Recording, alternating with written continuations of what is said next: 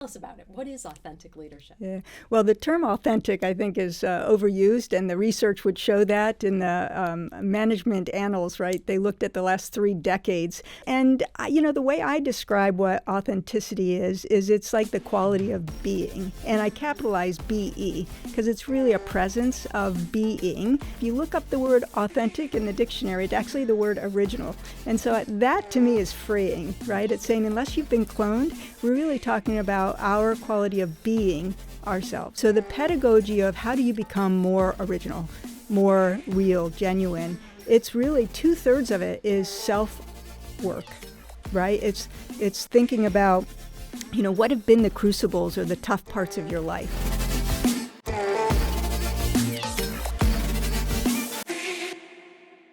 Welcome to International Business Today, where we discuss the most critical issues in international business with top academic experts and thought leaders. I'm Paula Kalajuri, a professor in the International Business and Strategy Group at Northeastern University's DeMoore McKim School of Business, the sponsor of this podcast. Today, I am so happy to have Dr. Dana Bourne as our guest. Dana is a retired U.S. Air Force Brigadier General. She is the faculty chair for the Senior Executive Fellows Program and lecturer at the Kennedy School at Harvard, and is a distinguished fellow of the Howe Institute. Dana is known for her work on authentic leadership and character development programs. Dana, welcome to International Business Today. Thank you, Paula. It's great to be here with you again and to see you again. I know, right? So in full disclosure, Dana and I went to grad school together 30-something years ago.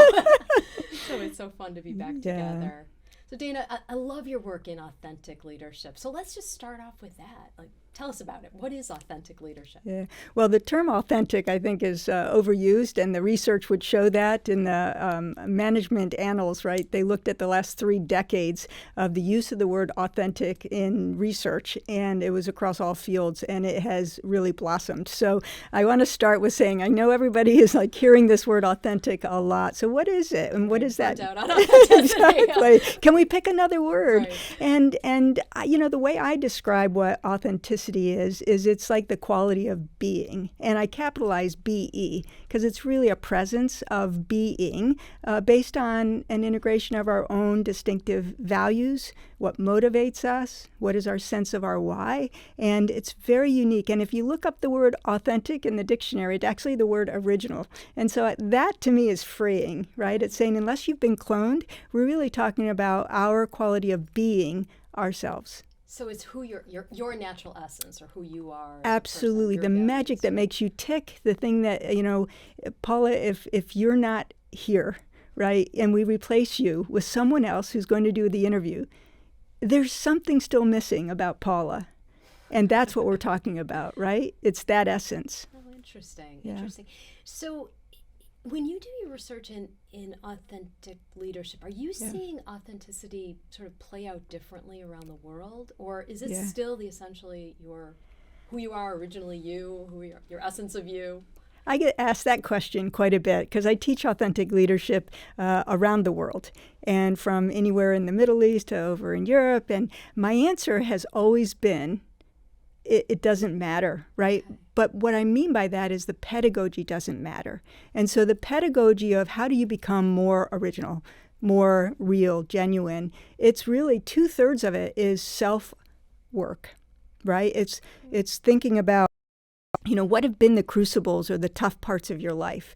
What is your life story, and how do you make sense of your life story and think about your life story? It's really knowing, what are my values? What are my espoused values? What are my lived values? Are they the same? How do I prioritize my values? What motivates me as carrots that are extrinsic? What motivates me as what's fire in my belly, right? That it doesn't matter if I have a long day, I go to bed good tired because it's something that really is inspiring for me, right? It's a lot of the internal work. Who's on your support team, right? Who are the people you go to for advice? Who are the people that support you? Who are, how broad is it? How diverse is it? As you look at your support team and you look at what your authentic desires and goals are, do they align?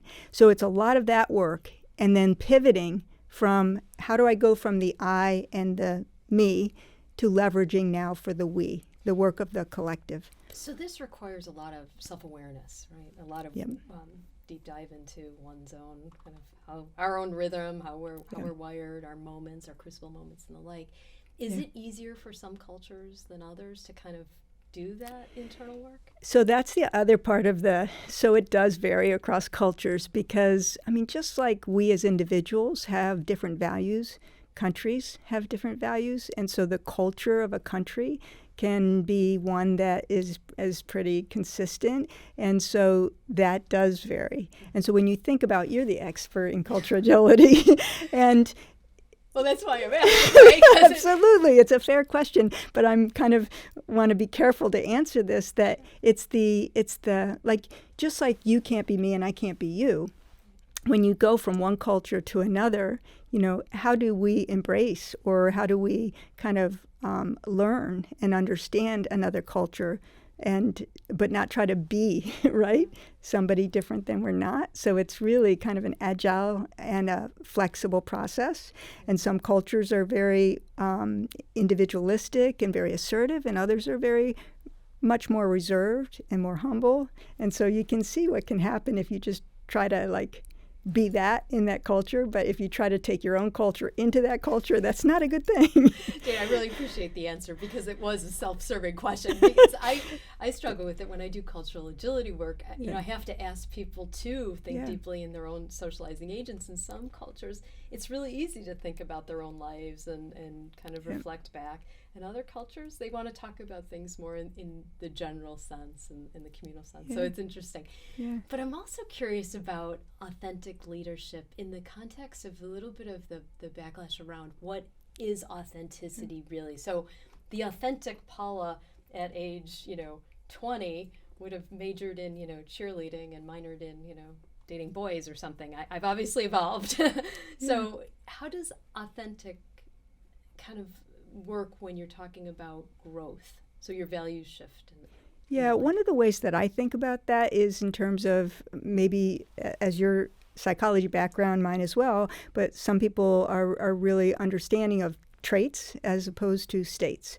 And so Paula, unless she's gone through big, significant emotional events, right? Our personality, for example, if we were to take the Big Five or other major personality tests, and we've done this with executives over a period of time, it's pretty consistent. And so if you're somebody who's relatively introverted, or somebody who's relatively extroverted, or somebody who's open to experience, or somebody who's got high emotional variance, or maybe low emotional variance, that's pretty consistent. So part of that is like a self-awareness and acceptance about that, and then the so what. So that's where it's okay to embrace more of a fixed, but really authenticity, as you know, it's like, okay, how do you make sense of that as you've gone through your life and learnings in growth and development? And so, John F. Kennedy has a quote, "Learning and leadership are indispensable to each other," right? The growth mindset is learning about self is incredibly important.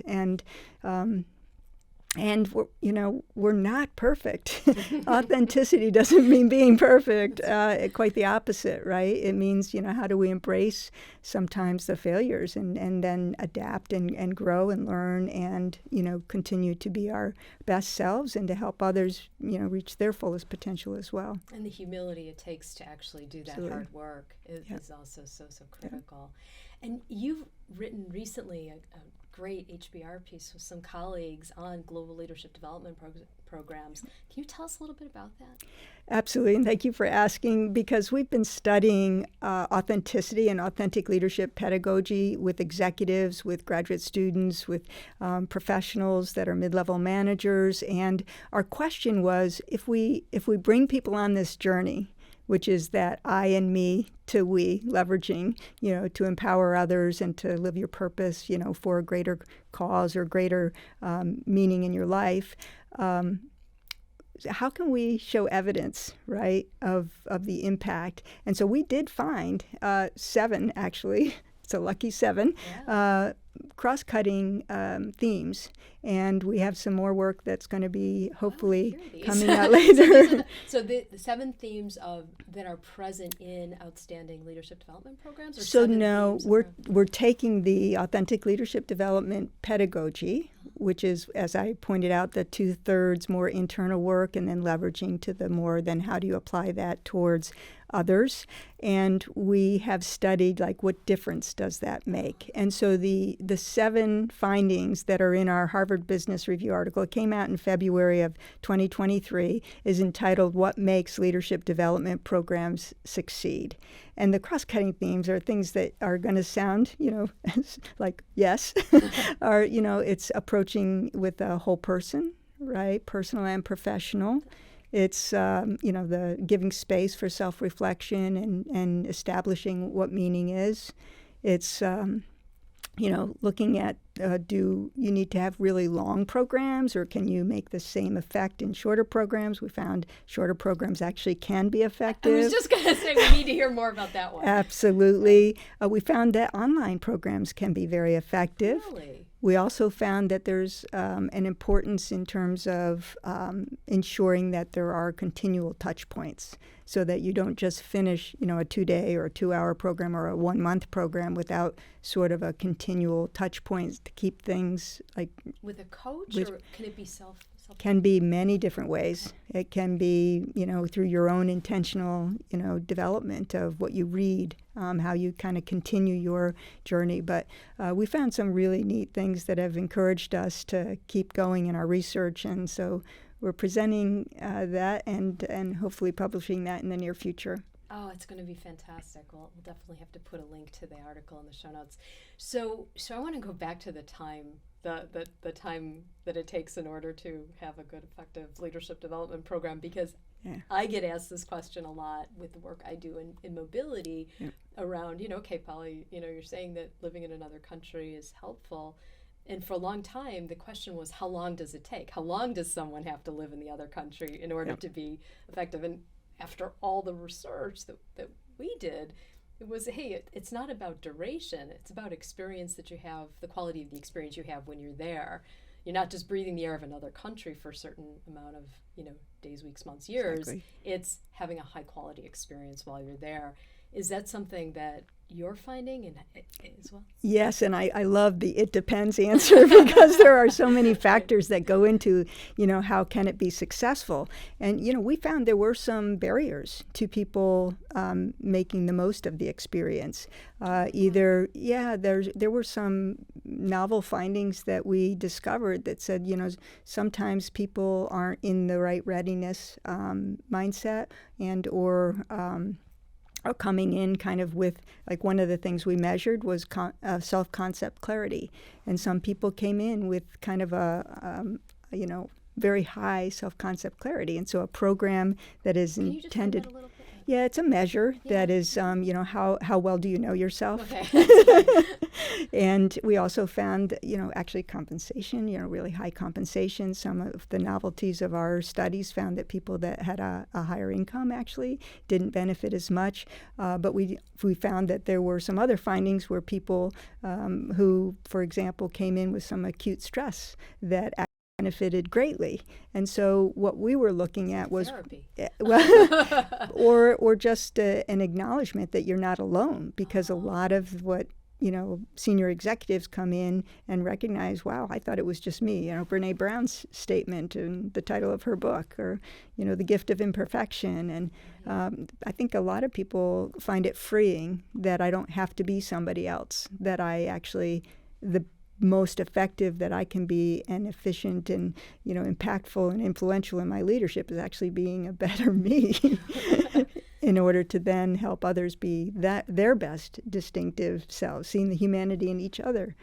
Right. So Dana, I'm so curious, how would you use that information going forward? So do you have to do essentially pre-work to help people have a better self-understanding before they start leadership development programs, or do you assign things to your executives before they even show up to your program? So we're very early in this finding, and so I don't think what we already know, and this is Carol Dweck's work, right? That it's better if you come in terms of learning and curiosity. If you're looking to figure out, this is a partnership, any kind of experiential program. It's a partnership of what you're learning and how you're helping others learn, right? It's not a judgmental thing, which who has it, who doesn't. And so I think what we can do a lot of times is how do we shape that experience if we're responsible for the training, how do we shape that experience if we're the learner?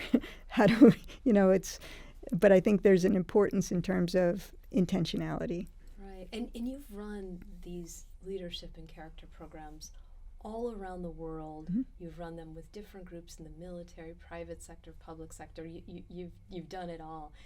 Is there sort of a sweet spot for when you should do leadership development programs? I hate to use age, but like a point in one's kind of journey? Is there an ideal time? No.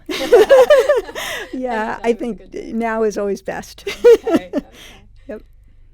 And so the earlier is actually better. I was going to say, so you probably are able to assess influence, when someone has a little bit longer of a runway, right? Yeah. Well, these key things, if people learn early on, like, for example, the value of curiosity and learning, as opposed to, do I cut it or do I not, right? I think more of a strength-based approach early on enables us to grow our strengths further and have a greater influence in the future. I think a weakness-based approach, which is sometimes how we have framed our learning, and if you fail a test or if you only get a 90%, what did I miss? And it's focused on deficit as opposed to, and that's taking us away from sometimes our focus on what we actually bring. And so an integration of thinking about our strengths more so than thinking about weakness is, I think, important. There's so many parallels with your work in authentic leadership and character development and the cultural agility stuff. We do something very similar where we do all the assessments of self-awareness around cultural agility competencies, and then say, look at, just by virtue of the way we're hardwired, some of the genetic stuff you talked about, the personality and traits, it is very unlikely that you will be, you will excel on every single one of these cross-cultural competencies. It is a high probability that there will be something that you're a little lower in. But rather than looking at that, let's talk about how do you amplify your core strengths in the different contexts where you'll be working. So it sounds very similar. That's an excellent example. And I do an assessment sometimes in the classes on empathy. Mm-hmm. And, empathy is not a fixed thing. How we assess empathy actually comes out of some of the research on Asperger's, and so there are some situations where people might not be able to establish, empathy in terms of other people's feelings or other people's competencies. But as you rise up in positions of responsibility, the research shows empathy can atrophy. I was an experience of that when I was. I've always felt as though I was a highly empathetic person, and then I found myself, in a senior position as a general officer where I was focused more on budget sheets, and I was working on compensation policies and things. And even when I was home, was I really home, right?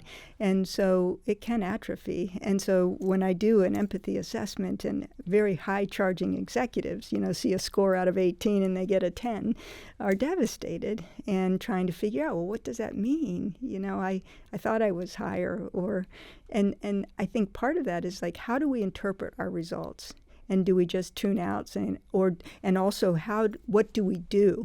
What can we do? Which there are lots of strategies. All you have to do is Google, how do I increase my empathy? And do you set that as an intentionality to try to do that? Or do you recognize that I probably miss half of what somebody's thinking or feeling, and therefore I have to have another strategy, like ask or, explore further. Yeah, so be a little more curious about the other person and try to understand their perspective. So important. And I know you've also done some work for the National Academy of Sciences on the multi-generational workforce. Right.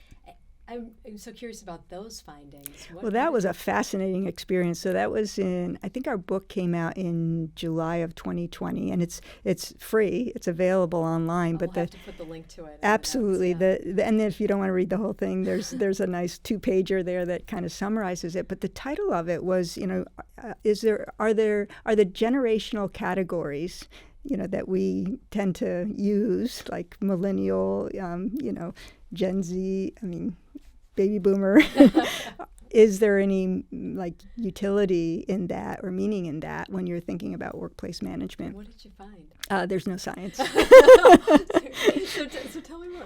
Yeah, I mean, there was no scientific backing for that, and it was a consensus study, so it was a really exciting exploration with people with many different backgrounds. Mine's industrial organizational psychology. Our chair, Nancy Tippins, has a background in industrial organizational psychology, but we had sociologists, mathematicians, economists, and philosophers. I mean, it was a very diverse committee.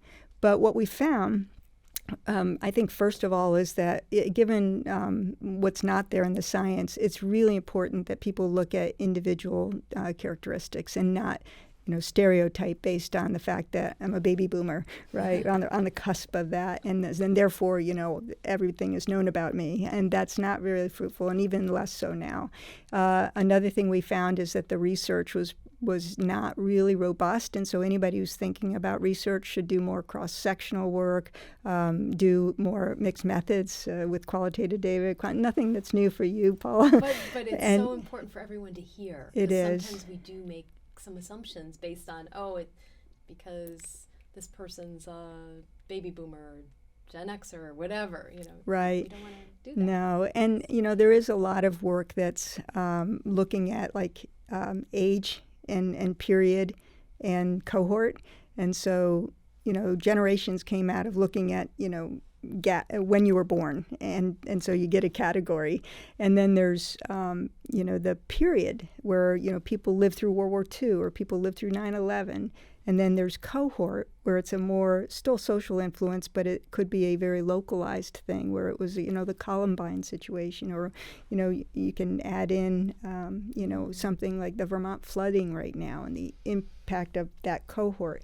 So tuning to that in research is really important, and we found that would make things better going forward in terms of how to make decisions, not based on a stereotype of a generational title, but on more robust information for decision making and policy making. Boy, I love the way you said that. That's a really beautiful way, because in the work on culture, it's all about you're socializing agents. So just because you're from a country, you don't necessarily ascribe to certain cultural values just because of being within the border of a country. You do that because you've been socialized a certain way. Right. But if you've lived through an experience with others, we've all been socialized with that experience. So just same thing. Just because you're of a generation doesn't mean that you have a certain set of values. These are all socializing agents, and they're all layers, and they're all important. Well said.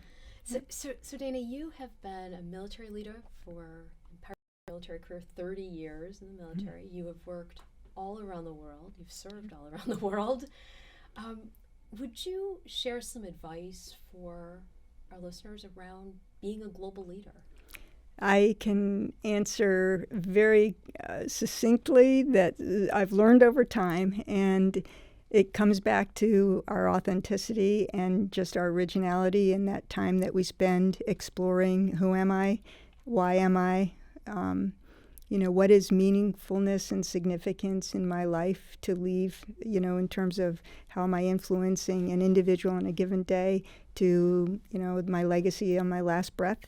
And I think that when we do that work, then we're more likely to have, and this is the key to your question, my answer is intentionality in terms of our goal setting. We're more likely to set goals that we actually deeply care about, and we're more likely to be successful achieving those goals, and that's backed by research as well. And so I've found that clarity has helped me be better at saying yes and no to things that really do matter, and that I'm probably more likely to make more impact, by following those, by being more me. And so I think that's it. It's really that authenticity linked to intentionality and goals.